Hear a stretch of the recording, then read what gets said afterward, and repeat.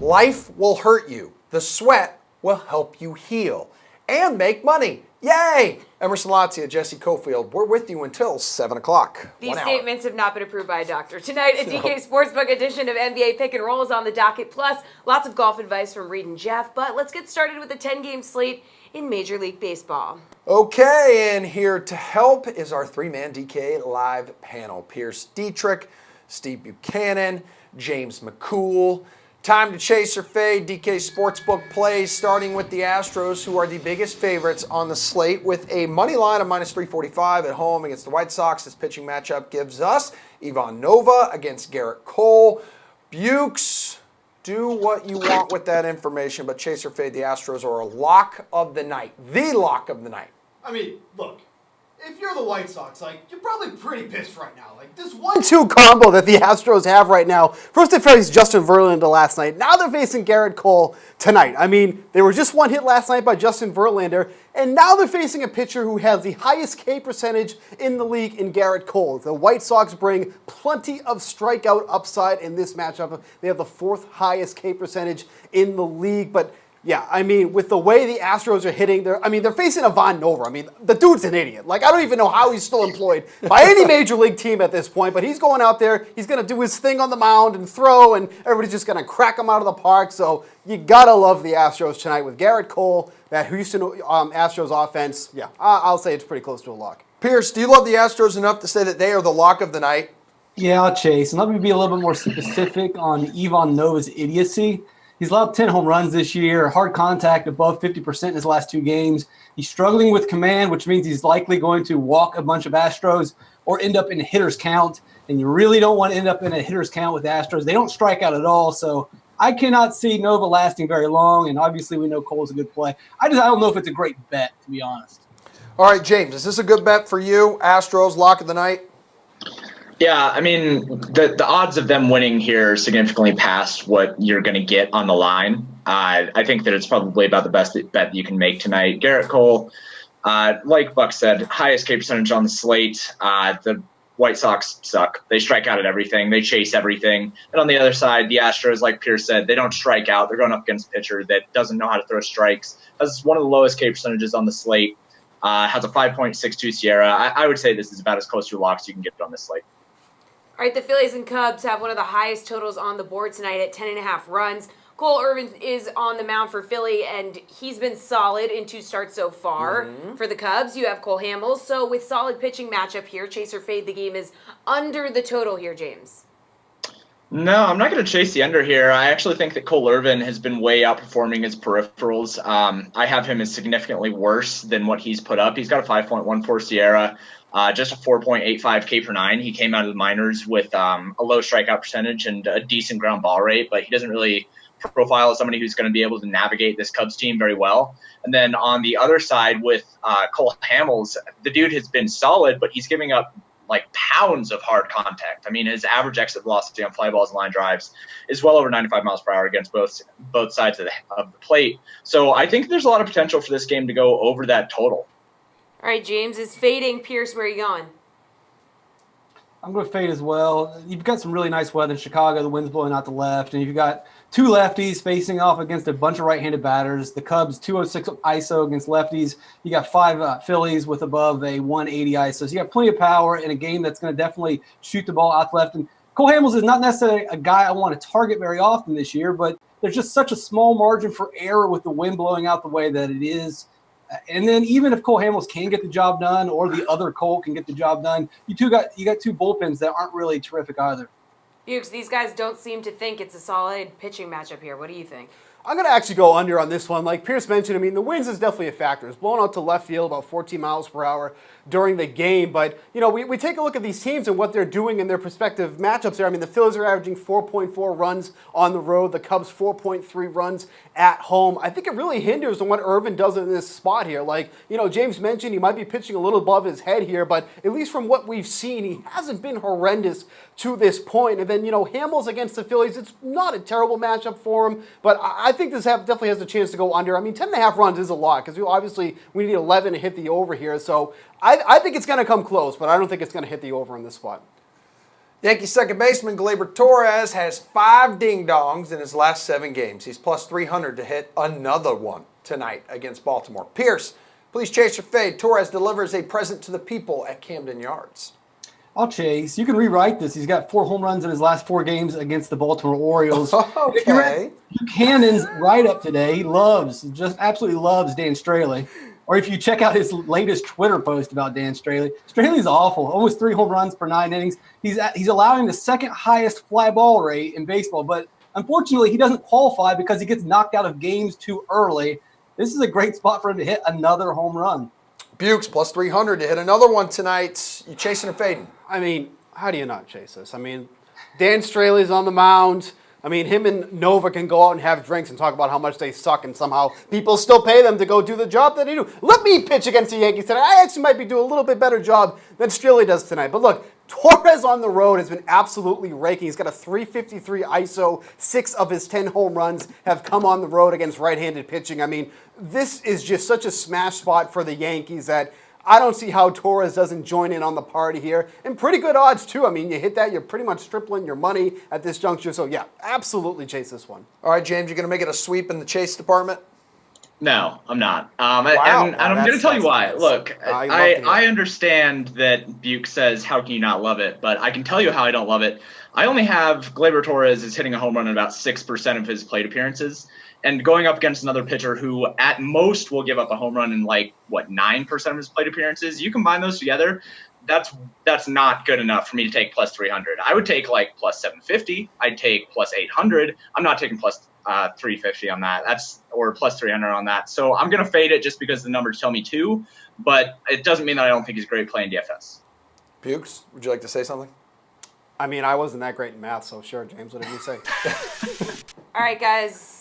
Let's talk pitching again. Nationals and Mets meet with maybe the best pitching matchup of the night as Max Scherzer faces off against Jacob deGrom. So Scherzer is plus 106 to get over 9.5 strikeouts, and deGrom is minus 106 for over 8.5. Bukes, chase or fade, these two will combine for over 18 strikeouts. So the thing is that obviously both of these pitchers have been pitching to their potential as of late. We saw what Jacob deGrom did last time he was out against the Marlins, up to everybody who rostered him. And got smoked by that one. And then obviously Scherzer's been having his issues as well. Scherzer's been giving us some home runs. Lefties have really been hitting him hard. But what's been consistent about both of these guys is that they're still generating the swings and misses. They're still getting the strikeouts. So even though they're letting up some offense, they're still striking out guys when they're getting out. So I think this is definitely a spot where they can go over 18 strikeouts in this game. Both teams are apt to strike out on both sides of the plate here. So yeah, I'll take the over on this one. Pierce, you want to chase this time around? No, I'm going to fade. I think I know that they're getting strikeouts, but it seems like a lot of things have to go right for them both to get over this number. I can see one of them getting over it, but it's just too easy. There's too many scenarios where they have one bad inning that adds up the pitch count, and one of them falls maybe a strikeout or two short of this total. So I think it's more likely one of them go over or they both go under. James, you're the tiebreaker here. All right, I'm going to pull a Bucks here, and I'm going to say I'm going to go with him on the over here. It is a really, really high total. 18 strikeouts is a lot between two pitchers, but these are two of the best pitchers in baseball, especially when it comes to strikeouts. deGrom has actually been underperforming a little bit in the strikeout categories, and obviously the Nationals, as they've gotten healthier, they're adding power, but they're not necessarily adding a lot of contact. Outside of Anthony Rendon, who has a really, really good contact rate. But yeah, I think I'll go with the over. I think it's going to be really, really close, but with two of the best pitchers in baseball, I think that they kind of go into a little duel thing here and have some fun and hit that over. This is a live show. We do receive questions, and we encourage you to ask questions on Facebook, Twitter, and YouTube. We have one right here on Facebook. Bukes, Sean Junko would like to know, question for the late slate, Acuna or Trout? Yeah, I like Acuna in this spot. He's going up against Jeff Samardzija over with the Giants. And look, Samardzija's been pitching a little bit over his head. He definitely gets the favorable matchup here. I'm sorry, he has the favorable ballpark, but the Braves have been raking at this point. So I like Acuna. I think the matchup for Trout against Martin Perez isn't as good as people think. He's throwing that cut fastball that has really, really turned his season around. Pierce, would you like to chime in on this one? No, I'm going to agree. Martin Perez has pitched really well with the cut fastball. We'll talk more about Martin Perez in the next segment, though. Excellent. Nice tease. James, do you have an opinion on this, Acuna or Trout? Yeah, it's Acuna for me as well. I have Samardzija as the highest adjusted home run rate on the slate, and even in a bad park for home runs, I think that I respect Martin Perez a little bit more than the public, I think. So yeah, I'm going to go with Acuna. I miss Samardzija playing wide receiver for Notre Dame. Steve, get ready to body these bros when you put up your bukes. That is ahead. Plus, this young lady has a fun little chit-chat with David Fletcher of the Angels. We're going to take a break. Brendan Glasheen here with your DraftKings Fantasy Flash. Back on January 3rd, the St. Louis Blues sat dead last in the NHL. Now, after Tuesday night's convincing Game 6 victory over the San Jose Sharks, the Blues will make their first Stanley Cup Finals appearance since 1970. Maybe that was their New Year's resolution. Ironically, St. Louis will once again face the Boston Bruins for the Cup. Much of the Blues' success can be traced back to the call-up of rookie goaltender Jordan Binnington. After beginning his career with a 3-0 shutout of the Flyers on January 7th, the 25-year-old finished the season with a record of 24-5-1 while sporting a .189 goals against average and a .927 save percentage. Binnington has been equally stellar during this playoff run. Bruins head coach Bruce Cassidy said Wednesday morning on a Boston radio appearance he feels these two teams are very evenly matched, both have above-average goaltending and deep rosters that can roll all four lines. So expect some physical, low-scoring, closely contested games when this Stanley Cup final finally starts up on Monday. Now we've got a special treat. The Angels' David Fletcher joining the program. David, thank you so much for joining us. Yeah, thanks for having me. Okay, so the Angels have played .600 ball over the last month or so. After a slow start to the season, what do you think has been the biggest difference? Yeah, we've definitely been scoring more runs lately, getting Shohei back in the lineup, and we've been having better at bats and scoring more runs. Our bullpen's been great all year, so they've been really good the last couple weeks, and our starting pitchers too. Okay, so after playing 80 games last season, you've appeared in 45 of 47 games this year. How has playing virtually every day helped you this season? Yeah, it's always good to play every day. Kind of getting in a routine and getting consistent at bats. It really helps. So you played the majority of your time in the infield, but have seen time at second base, shortstop, third base, plus you've played some time in the outfield. So how has that versatility been helpful this early in your career? Yeah, it's helpful for me just because it helps me get in the lineup in a couple different ways, and especially having Shohei as a kind of just a DH this year, it helps our team with some versatility, and definitely helps me by keeping me in the lineup. So in an era where strikeouts and home runs are becoming more the norm, you've only struck out 9 times in 152 at-bats. Describe to us your approach at the plate. My approach is the same as it's always been, just trying to get on base in front of the guys in front of me, or guys behind me, and trying to work the count and find any way to get on base. But when I get 2 strikes, I definitely shorten up and try to make something happen. So you grew up in Orange, California, went to high school in Cypress, just west of Anaheim. You didn't stray very far in college, attending Loyola Marymount. So what has it been like to be able to continue your baseball career for your hometown team? Yeah, I think I'm really lucky to be able to, first of all, get drafted by the Angels, and now play in the big leagues. I'm basically playing at home, which not a lot of guys get to do. But yeah, it's been awesome for me, and a dream come true to play for the hometown team.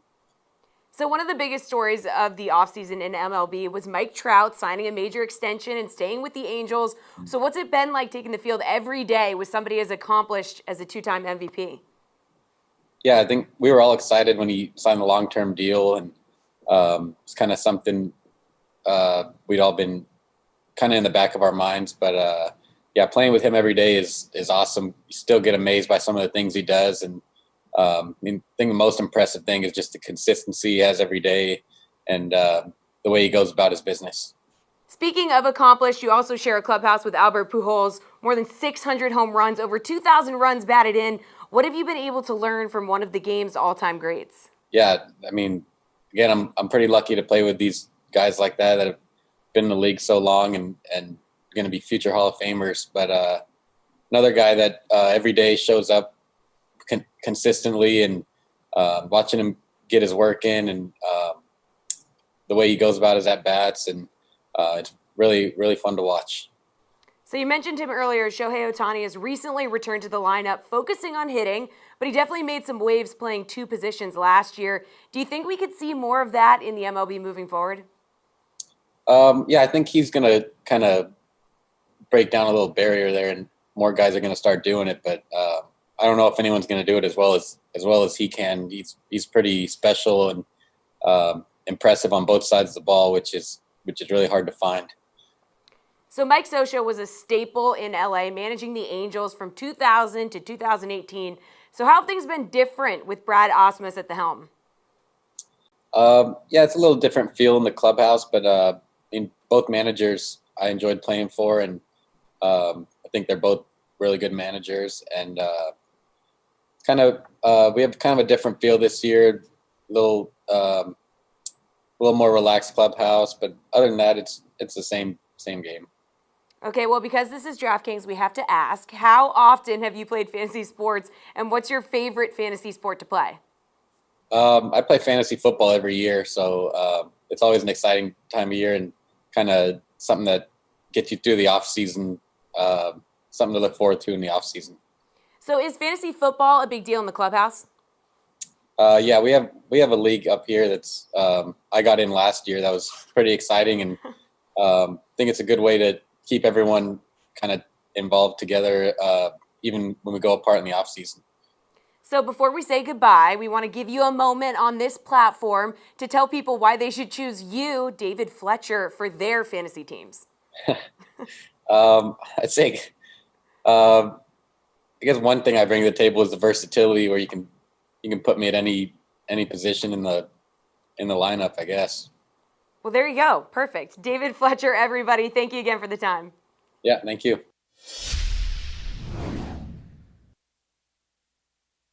Hey, it's Brendan Glasheen in with this DraftKings Fantasy Flash. The Trailblazers and head coach Terry Stotts agreed to a multi-year contract extension Tuesday. Say what you want about the Blazers getting swept by the Warriors. The 61-year-old Stotts led Portland to the Western Conference Finals for the first time in 19 years. Stotts kept this team's spirits high despite losing starting big man Yusuf Nurkic to injury on March 25th. The Blazers went 7-2 after that to close the regular season, blew by the Thunder in the first round, outdueled the Nuggets in the West semis, and then ran into the best team in basketball over the last 5 years. That's not an underachievement. In 7 years on the job, Stotts has guided the Blazers to the playoffs in the West. No small feat. With Damian Lillard reportedly signing a supermax deal to remain in Rip City, Stotts has his backcourt of Dame and CJ McCollum intact for years to come. I think the elephant in the room is, what is the Blazers' ceiling? Exactly what happened this year? The next step for Portland is to recruit another star to buy in on the culture Stotts has established. All right, the Charles Schwab Challenge is coming up this weekend, so we're bringing in our favorite golf guys to help us break it all down. It's DK Live's Jeff Ulrich and Reed Fowler all the way from where? Hawaii, live! That's right, Ulrich. Soak it up, baby. Yeah, Ulrich. Canada and Hawaii. All right, Reed. We're playing our favorite new game, for better or worse. And it's not a marriage thing. Jeff, you're up first, so please listen carefully. John Rahm is one of the favorites this weekend. He currently sits at plus 275 to come in the top 5. Should those odds be better or worse? Yeah, they should be better. I mean, you're just paying a premium for John Rahm this week. It's nothing against the player. He's obviously great. It's a weaker field, but this guy's finished inside the top 5 in this event 2 years in a row. He's obviously been basically just, one of the most consistent players on tour this year with a bunch of top 10s. But this is a big price for someone to finish in the top 5 at a PGA Tour event. I mean, you're getting sub plus 300 odds. I don't like this at all. Again, he's coming off the missed cut, and I know everything looks great, but it's not exactly an easy feat. I mean, John Rahm has only finished in the top 5 like once out of his last 6 events, and he's got a lot of good finishes in those starts, but it's easy to drop out of the top 5. I need more juice than this for sure. So I think his odds are just way too short for John Rahm this week. Yeah, Reed, I mean, he missed the cut at Bethpage last week.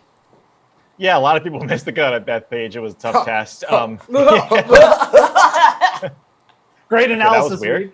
No, I appreciate that, Ulrich. My turn to talk. But look, John Rahm, what Ulrich mentioned this, where he said that, and there's Garion. Ulrich mentioned this, and he said that with John Rahm, he hasn't gotten a top 5 or top 10 in a while, but that's what he really does. I mean, since 2016, he's got like 15 top 5s, a few victories, like 4 or 5 runner-ups. That's really John Rahm's MO. And if you look at this course, it doesn't necessarily set up specifically for him.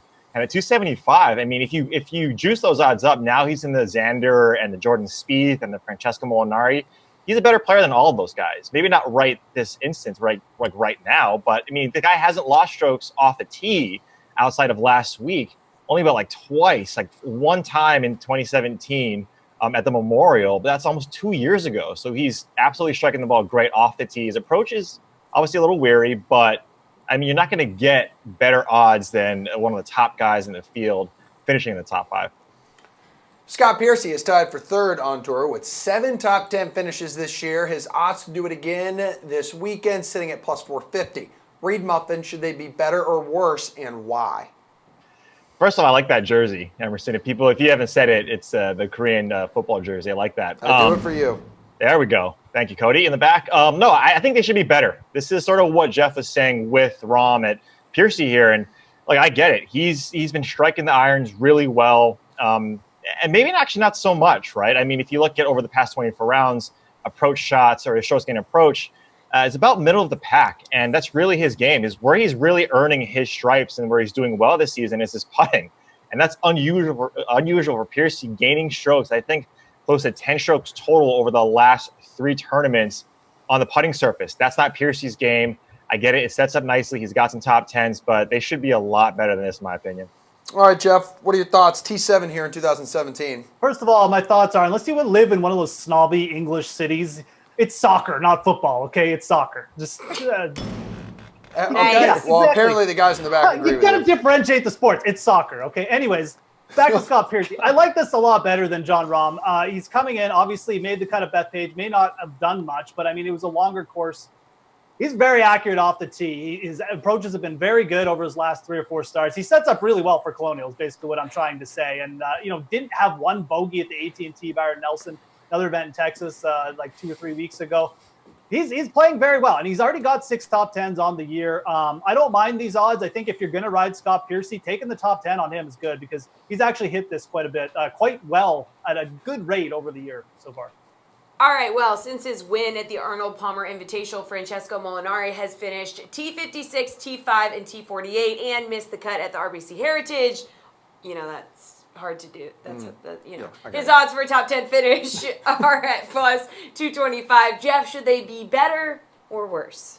I mean, it's kind of like the John Rahm story. They should be better, but you're paying a premium. If you're going to bet Francesco Molinari, just take the top 5 because if he plays well in this weak field, he's almost certain to finish in the top 5. I mean, you just go back and look at him since 2018. He's a different player.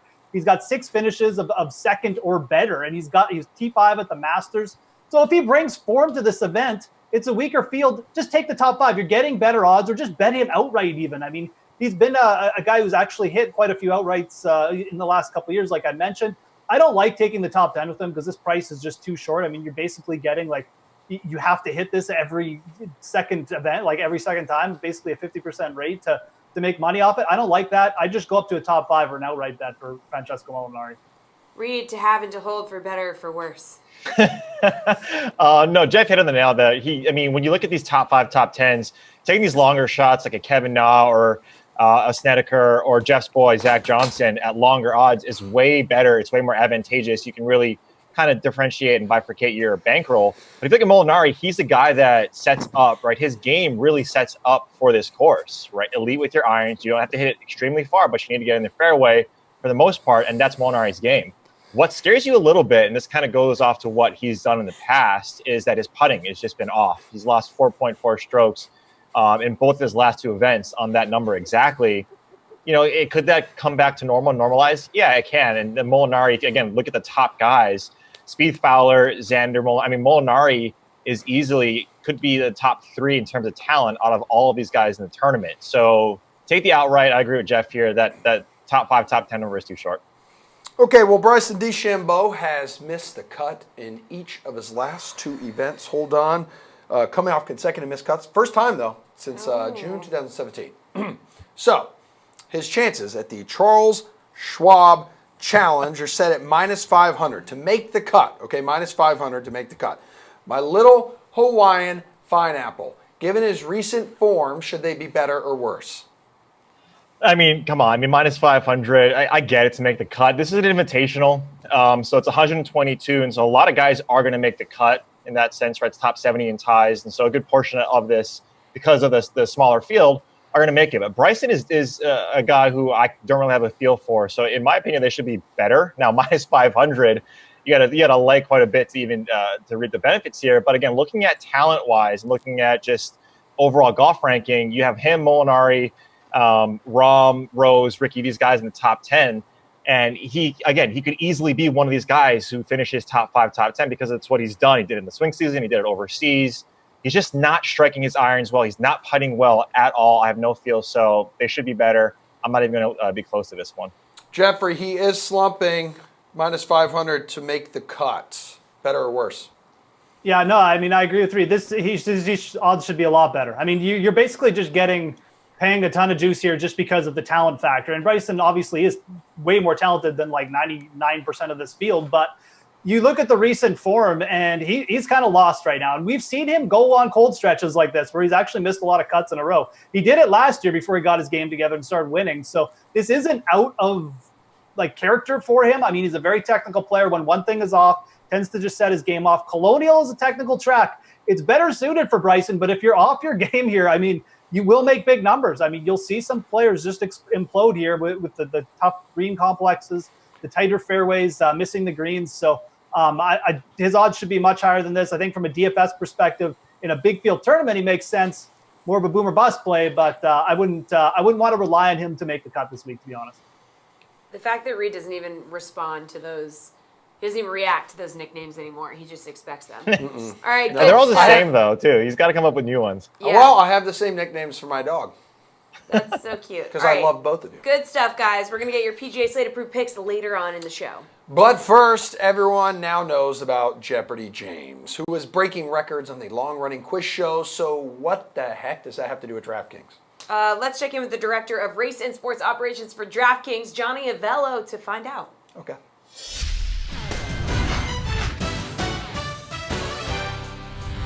Jennings has won a total of approximately $2.5 million, but it took 74 wins to get there. James Holzhauer has winnings of $1.867 million in only 24 wins. Holzhauer answers 95% of the questions accurately.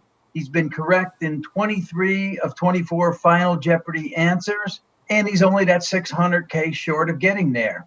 So it should take him another week or so. The odds of that happening are 1 to 8, so he's a pretty significant favorite to get there. To break the all-time winnings in days of 74, which is also held by Ken Jennings, he has about a 97% chance of winning on any given night. That's James Holzhauer. If you calculate that over 50 days, which he needs to overtake Jennings, he's about a 2.5 to 1 underdog not to get the job done. James likes to play a significant amount of money on daily doubles. The only downfall that I can see is if he runs up against a very good player and it's a close game and he misses a huge play on one of those daily doubles and he's behind going into Final Jeopardy. Let's ball out, shall we? I do it every Tuesday night at the YMCA in Cambridge. Very nice. Hello to DK Live's Gary and Thorne and Julian Edlow plus RotoWire's Nick Whalen. These three are here to play some NBA pick and roll. Basically, we give you 2 NBA sportsbook plays, and you pick one and roll off the other. Very simple. Biding our time until Game 5 of the Eastern Conference Final between Toronto and Milwaukee. Looking at some interesting player props here. Garion, who will be the leading scorer in Game 5? Kawhi at plus 100 or Giannis at plus 115? Or maybe fading both? I think Giannis at plus 115 is pretty good odds. I don't think that's going to be all that contrarian a take. I mean, you look at even these rosters side by side through 4 games. the usage rates are eerily similar, at least the discrepancy of usage rates. Giannis is up at around 31%, Kawhi's up at around 30%, and then you don't find player number 2 until you go all the way down to about 20%. So it really is a monopoly of possessions for these two guys, and I'll just take the one who's at home and who has 2 healthy quads. I think there is some serious concern with Kawhi's injury, so give me Giannis in this one. Yeah, kind of limping around a little bit, walking off the court. Jules, who do you like here? Yeah, I'm with Gary in here. I think Giannis, and you're getting plus 115 over those even odds there on Kawhi. Kawhi outscored Giannis in both of those first 2 games in Milwaukee. He outscored him in Game 3 in Toronto as well, but Giannis has really only had one good quarter, that being the first quarter of Game 4 out of his last 8 total quarters. So I think we're going to see him bounce back really strong in a must-win game at home versus Kawhi. He only took 13 shots. It was really the Toronto bench that won Game 4, rather. So Kawhi, he's a little hobbled. Giannis is healthy, at home, better odds. Give me Giannis. Nick, leading scorer in Game 5, Kawhi at plus 100 or Giannis at plus 115? I think we can make it a perfect 3 for 3. I'm with Giannis as well. Obviously, he didn't really play all that well in either of the 2 games in Toronto outside of that first quarter that we just mentioned, but he still did get to 25 last night in what seemed like another off game for him. I think Mike Budenholzer will make some adjustments to get him going more in the half court. I think he had 7 or 8 points in the first 3 or 4 minutes of that game, but then it was kind of back to what we saw early in the Boston series and what we've seen in games 3 and 4, where they're just walling him off, 12 to 15 feet from the basket. So I think they'll make some adjustments to unlock him at home. But the bigger thing is just, Kawhi's health right now. I mean, he was passive for a lot of the game, made some big plays when they needed him, but it wasn't the same level of aggression that we saw early in this series and certainly at the end of that second round series. Well, with the series tied at 2, we're going to have you make your prediction here. So current odds for who will win the series, the Bucks at minus 278 and the Raptors at plus 225. What's your pick, Julian? Yeah, this is kind of a tough spot because laying that money on Milwaukee, you're going to have to lay down a pretty good amount of cash if you want to make something reasonable. So I like Milwaukee to win this series. I think that they're going to finish it out. I think they're going to win Game 5 and then either finish it out or 6 and 7. But I don't know if I'm willing to lay down that type of juice. So if you like Toronto, I think this is a good spot that you should capitalize on. I think this was at plus 230 earlier and moved to plus 225. So people that like Toronto have been getting in there.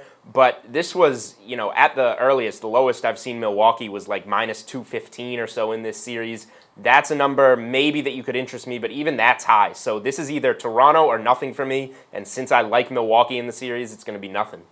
Nick, Bucks or Raptors? Yeah, I mean, from a betting perspective, Toronto's obviously the value as you go into what's essentially a 3-game series now. But with Kawhi's health, like I mentioned, and with Milwaukee having 2 of those 3 games at home, Milwaukee's still my pick to win the series. That said, if the series was flipped and 2 of the 3 were in Toronto, I think I would pick the Raptors right now. Their supporting cast is the one, Norman Powell especially, that's shown up in these last couple of games. But I think the Bucks role players will continue to get going. Malcolm Brogdon, terrible Game 4. Seems like he has nowhere to go but up. Same goes for Eric Bledsoe. Same goes for Nikola Mirotic. I think the Bucks close this out in 6 or 7. Garion? Yeah, I mean, not to just parrot what these guys are saying, but it's really hard to lay this much money for a team where you even look at the style of play we've seen between these two defenses and just maybe more what they're willing to give up. This really seems like it's going to be a series decided by the secondary and tertiary players. And when you get into that level of the weeds and you get into 2 teams that have really just been as inconsistent as both these squads have been, especially shooting the 3-ball in this particular series, it's just hard to lay something as close to 3-1. So I think the Bucks will win if you just ask me to give a pick, but the Raptors are the value at plus 225 with 2 teams this close. Well, as the Raptors and Bucks battle it out, wear each other out, the Warriors are just waiting in the wings, chilling at home. Right now on the DK Sportsbook, the 2 best odds for Finals MVP. Plus 200 for Steph Curry, plus 200 for Kevin Durant. Can Durant come back and dominate? Who's your pick here, Nick? I think it's going to be Curry right now. If Durant is at full strength, certainly he can come back and dominate. He was the best player in these playoffs before he went out with that calf injury. But I don't really trust that we're getting the full story on this. The Warriors were very quick to diagnose it as a calf strain, and certainly it doesn't seem like it's anything more serious like an Achilles issue that it seemed like it might be at first. But they haven't given us much of a timetable. We're really not going to get much more now with the Warriors having a week plus off before the finals. So we don't really know, how much has Kevin Durant been able to move around. He's obviously not going to be able to get in any game action before the finals. So, even if he is back for game one, there's probably going to be some rust there. We don't know how long it'll take for him to be comfortable. The narrative, which is a big factor when it comes to finals MVP, has certainly shifted in favor of Curry. So for me, it feels like it's Steph's for the taking. KD is going to have a monster performance and probably play in every finals game to really have a shot. Yeah, Gary, and you brave enough to take Durant on this one? No, I just can't do it. I was even surprised that these were even odds. I like Curry a lot here. And I think what Nick said towards the end there was really important. Like, I'm a very statistically driven person. Like, if you want to break this down from like a usage rate perspective, it's not like if Durant comes back, Curry all of a sudden is Klay Thompson, going from like 29% to 19%. He still has a massive role. So even if we were just in a vacuum with this team 4 months ago, Curry would probably, in my mind, have just as good odds to win the MVP as Durant. But from a narrative perspective, and that's so crucial when it comes to not just MVP for season long, but finals MVP specifically, we're talking about a Warriors team about to enter their 5th consecutive finals, and Steph Curry still does not have an MVP. That just seems wrong in like a historical context kind of thing. So these have been Steph's playoffs. I think they'll be his finals. So I love these odds. Jules, is it kind of crazy they have the same odds considering Durant's situation? It is, and I mean, I would love to. Durant's won back-to-back NBA Finals MVPs, so if we could get some value here and these guys weren't even, I would be all about trying to scoop up Durant while everybody's on Steph Curry's amazing recent play and pile on Durant. That would be fine, a guy that's won consecutive Finals MVPs, but we don't know where that health is, and we're not getting great odds on him. Like, these previous years against Cleveland, he's been, in like the plus 150, plus 175 range to win Finals MVP because Curry's been there, because Klay Thompson's been there. So there's just no value on Durant. These guys hit the nail on the head with all the Steph Curry narratives. He's never won an NBA Finals MVP. Andre Iguodala got that first one. They lost in 7 the next year to the Cavs, and then Kevin Durant came along and scooped up the next 2. So Steph's in his zone, being able to get him at plus 200. Maybe Durant sits a couple of finals games and you get even a better chance, a better opportunity. It would be hard to give Durant that award if he plays, call it 4 of 6 games and the Warriors win in 6. So I think this is a good time to take plus 200 on Curry. All right, excellent balling, you three. You're free to go for the evening. Steve Buchanan is back on the program to put up his bukes. But first, here's Pat Mayo on this weekend's Charles Schwab Challenge. I see Molinari, he's sitting there at $9,800. Just when I think about this style of course, the player that he is, it really feels like he's the best fit of any player in the field. Yeah, this is what I was alluding to earlier, and you're going to see throughout the show. If you watch my shows, very disturbing things. I like Molinari this week, and that is a rarity for me. Game fits, doesn't need to be aggressive off the tee. This iron, he just couldn't putt last week, which is, we see that here and there. Then we see him get crazy hot sometimes when I don't need him, but that's neither here nor there. Great iron player. Price is very reasonable, so I don't see many red flags with this guy this week. Yeah, like he was minus 4.5 strokes putting at PGA. He was minus 4.5 strokes putting at Heritage, and the irons and even just the ball striking in general, his off the tee game has been fine. And of these very top end guys, I guess you can throw Ricky into this mix a little bit, but he's like elite at finding fairways compared to the very top end. The only two that really rival him in the $9,000 area are actually better are Paul Casey and Kevin Kisner at keeping the ball in the short grass. Now, I always find that can really be skewed when you get to a shorter course and guys start clubbing down, that their accuracy does improve quite substantially. But Molinari can hit driver here no problem and find the fairway. Yeah, that's his. I mean, he's a guy that you look at strokes gained off the tee, he gains, and it's certainly not with distance. So this fits into what he naturally wants to do.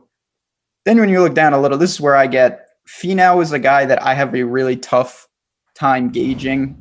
I don't think this is the best course for him, but at the same time, he's a very quality player. I don't think he'll be super popular. I think Really? I'll probably. What do you have a feel on him? I just feel like he's always popular. He is always popular, but he hasn't been. I don't know. There was a stretch there where it was just like everyone was playing Finau. He was paying them off time and time again. Lately he wasn't good at Wells Fargo. Certainly, PGA not knocking any doors down by any stretch. I don't know. I find myself interested, but all in all, I'll probably just move those shares to Bryson if I'm looking for an aggressive play that people probably aren't on. I see. I feel like Bryson could be one of those guys that it feels like everyone is off of, and then when the ownership comes in, it's like, oh, everyone thought that no one was going to use Bryson. He ends up like 17%. There's always one of those guys every single week. It feels like it's shaping up to be him here. But with Finau, he's played this tournament 3 times, 29th, 34th, 19th. He's lost strokes on approach twice. And if the wind does pick up, I don't know if I love him in the wind. We saw it get a bit windy at Bethpage, and all of a sudden he was in the tank. Well, yeah, it's something to consider. I rarely look at that stuff, but this is a week where I want to make sure, HV3 style, he didn't look like he liked that wind. I don't know. Don't you feel like Paul Casey's going to be the lightning rod of kind of who people are going to go to? I would think so. He rates out number 1 in my statistical model over the past 12, 24, and 50 rounds. It's basically him and Justin Rose and like Rory Sabatini, if you look really short term. That's because he's been playing so well. I guess the case against Finau is he's 94th in the field from 100 to 125. That's like him and Spieth are the two that like kind of struggle from that range. Poulter is the other one above 9,000, at least in terms of recent form. Everyone else is pretty good. And Paul Casey just rates out pretty consistently across the board. Like he's second in ball striking. He's first off the tee. He's 4th in fairways gained. He's 7th in approach. He plays par 4s really, really well. He plays these 175 to 200 yard par 3s really well that I'm going to have a tough time talking myself out of Paul Casey. And maybe you're right. Maybe everyone kind of has that problem. I don't think he's going to be a lightning rod. I just think everyone's going to like him. Like you're going to see so many lineups start Molinari Casey, I think. For the balance build, that's definitely going to be popular. And I see it. He's a very safe play, but if you're looking at pure upside, I'm still I know Bryson is not playing well. And I know I'm kind of talking out of both sides here, but in a way, I kind of like that he got cut in the sense that I don't know how useful it is to play Saturday and Sunday and shoot more awful rounds and get beat up in the wind. You get a fresh start. Maybe it's a hard reset, and he gets here where he's a little more comfortable. So the other guys here, Kisner, Poulter, and Louis at the bottom of the $9,000 range. I'm trying to wrap my mind around Kisner. He's won here before. This is the sort of course that really plays to his style. He's going to hit fairways. He gets to hit wedges into everything. My eyes just keep going to Louis. Dear God. That's scary stuff because like there's certain courses that you can look at that I think do correlate a little bit with Colonial. It's like Sony, Honda, Valspar, Wyndham, just these shorter courses that pop up from time to time, Heritage. And Louis just has a decent track record at a lot of those places. One more time with our MLB panel. DK Live's Pierce, James, and the man whose name this segment bears, Steve Buchanan. Yes, sirree, Bob. Just kidding. Yes, sirree, Bob. Just kidding. It's time for Put Up Your Bukes when Steve gives us his top DFS picks and their point projections, while Pierce and James try to prove him wrong. Best of luck. Yeah, Right. So, Steve, your first Buke, please. Yeah, we're going to go with Martin Perez for 23 DK fantasy points. Look, the Angels are a very, very tough team to strike out, but with Perez kind of changing up his arsenal a little bit, changing some mechanics, he's throwing a cut fastball almost 34% of the time, and the Angels are the second worst team in the league against that pitch. He's pitching in a favorable ballpark in LA tonight. I mean, look, Perez is somebody I used to crap on every single time he took the mound last season, and now he's kind of just had this resurgence. The Rangers just basically let him go and say, yeah, whatever, we don't need you anymore. And now he's just like come to life again with the Twins. I love him in this spot tonight. I think he's an excellent SP2 option on this slate. James, how do you feel about Perez in 23 DK fantasy points? It's a lot of points, man. It's a lot of points against a team that doesn't really strike out a lot, like Buck said. And it's a team that has a lot of righties going up against the lefty. We know that with those platoon splits, they strike out even less. It is a park, however, though, that it does give more power to left-handed hitters. There's that short porch over on the right field now. And Martin Perez should be able to avoid sending anything that way unless Trout gets, an oppo. But I want to take the under on it just because I do respect the Angels as a team that's not going to strike out. But it's going to be really, really close. I think he does perform well. I think he gets like 16 to 20, but I don't think he passes 23. Ooh. Pierce, I saw you nodding in agreement. Wow. No, I agree with both guys here. It's hard to discredit Perez because, look, he banned the sinker ball 2019. It's crazy. I mean, most people were banning the sinker about 9 years ago. He finally figures it out, changes his slider to a cutter, and it's been, I guess, magnificent. Doesn't get a lot of strikeouts, not a lot of swing and misses. He's pitching to about an average amount of contact, but they can't square it up. It's got about a 100 BABIP. So the argument against Perez is that maybe eventually these guys are going to start putting the ball in play and it's going to fall in for hits. But so far, they cannot square up the cutter. But as mentioned, it's hard to get strikeouts against the Angels, and the cutter's not really a strikeout pitch. Maybe he goes 9 innings, but that's probably how he gets to 20-plus points. Pierce, what happened to you? You used to just completely crap on Bukes during this segment. He's become soft. I'm not going to fake an argument. Well, that's what we're asking you to do. You don't like ratings, Pierce? Fine. Okay. All right, second Buke, please, Steven. Yeah, I'm going to go with Max Kepler staying in the same game. Max Kepler for 16 DK fantasy points. And I think this is just such an amazing spot for the Twins overall. I mean, Harvey's pitching in a pitcher-friendly ballpark, but that obviously doesn't seem to matter to him because his numbers have been horrific at home, especially 392 WOBA, 4.89 xFIP. 3 of his 7 home runs allowed have been here in LA. And then on top of that, Kepler has a 383 WOBA with a 227 road on the road against righties. This just feels like a matchup where the Twins should smash. Kepler is in the leadoff spot, which he usually is, and he's not that expensive. He's only $4,100 tonight. Has a really good chance to go yard. So yeah, I think this is a great spot, not only for Kepler, but for the Twins as a whole, but we'll focus on Kepler and the 16 DK fantasy points. Boom. Pierce projecting 16 DK fantasy points. Get a load of this guy, huh? Well, I can't wait to hear James fake an argument on this. Maybe he has a rational reason to say that Kepler hits righties really well, a 200 ISO over his career. Harvey is terrible against lefties this year. He's been terrible against lefties for the last 5 years. He hasn't been good against lefties since he was good. I don't see how this is going to work out at all. I guess maybe the ballpark, and it is a kind of a lofty number, but it's a great price. I don't have any argument against Kepler. Sorry, I guess I'm killing the segment. No, you're not. We still like you as a human being. Yeah, you're soft, that's all. James, what do you think here? 16 DK fantasy points seems like an awful lot.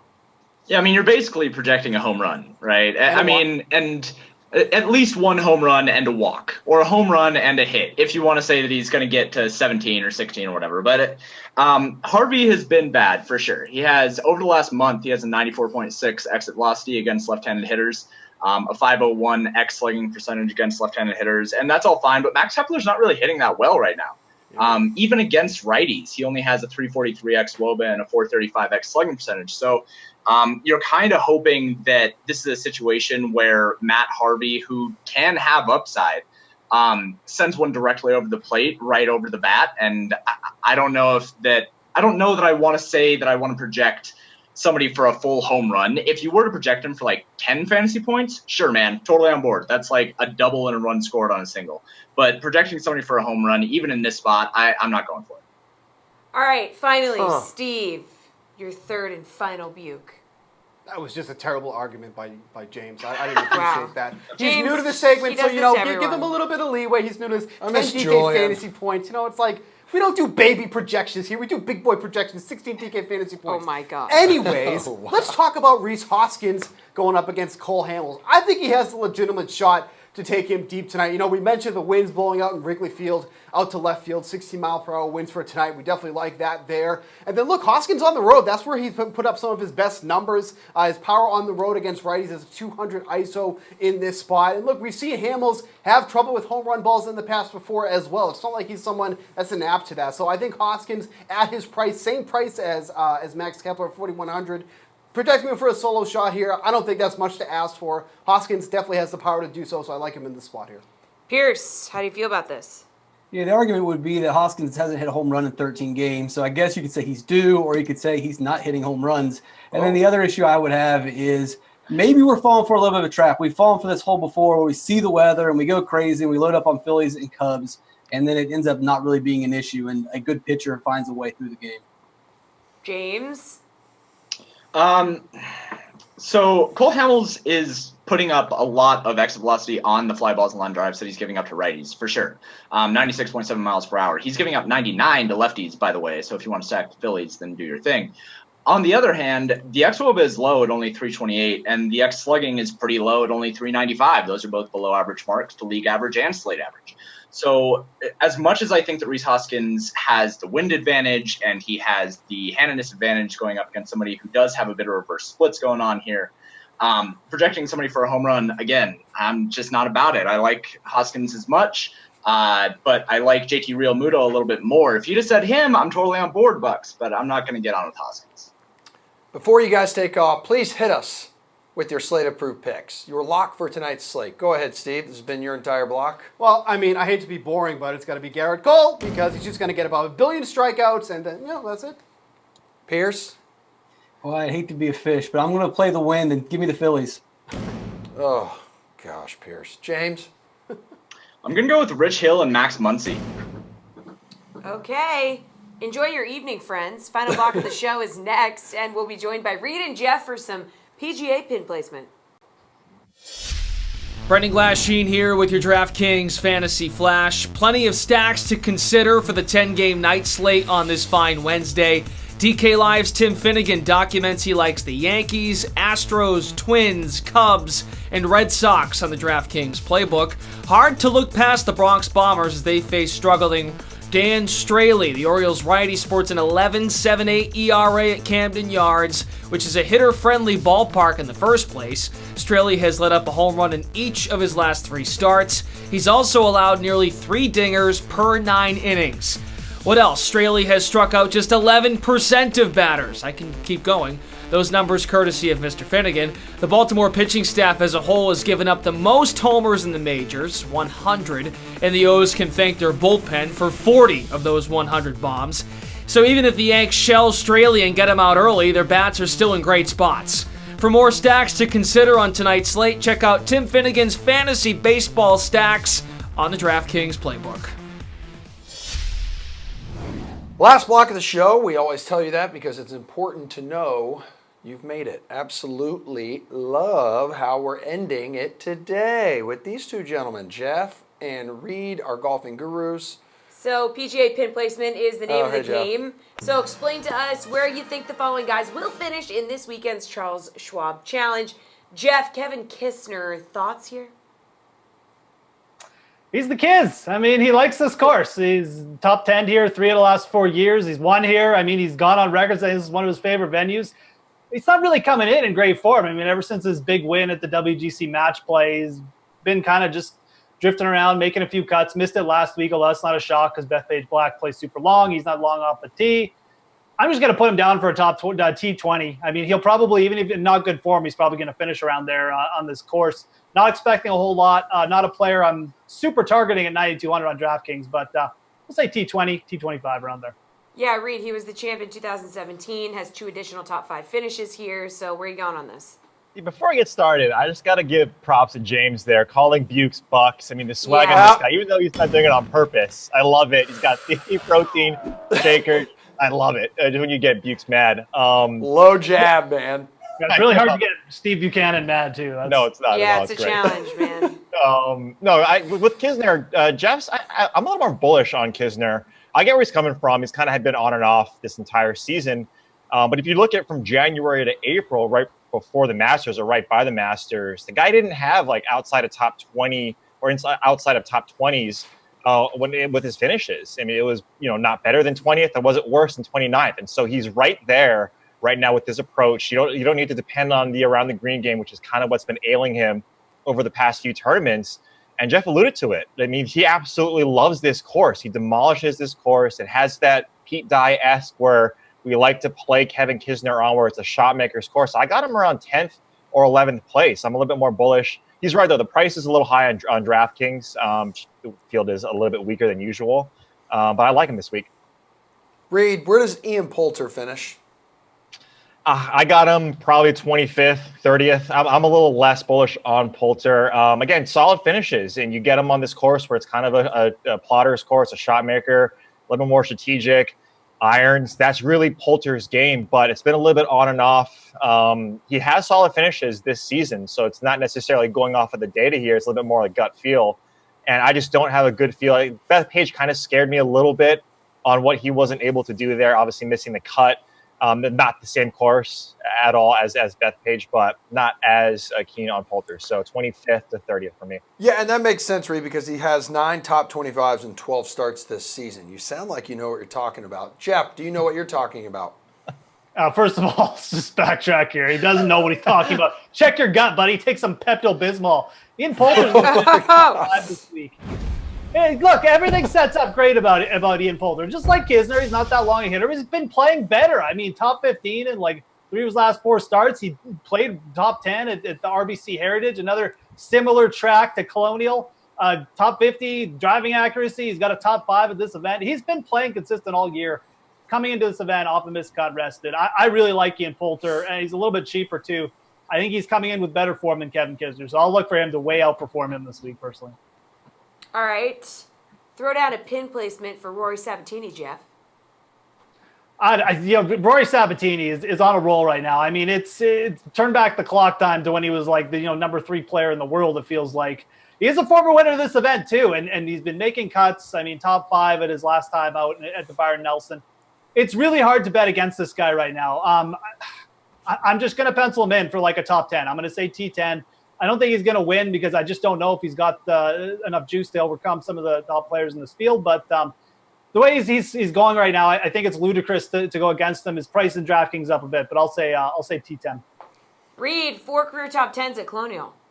Yeah, sounds like Ulrich's on the old man train. And he likes the old guys this week. So roll back the tape there, Ulrich. I like that. Hey, look, Rory, he's right. I mean, Rory is playing fantastic. And just look at his price tag, right? That shouldn't scare you over the last 4 or 5 tournaments if we take away the Masters, where his pricing was extremely depressed in the sub 7K range.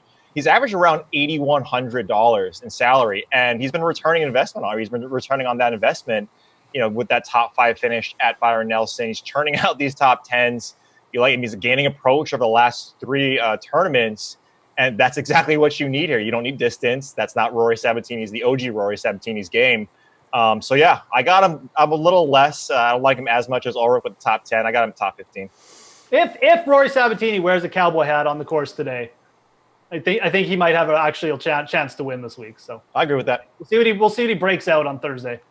Looking forward to seeing his OOTD, his outfit of the day. And Louis Oosthuizen.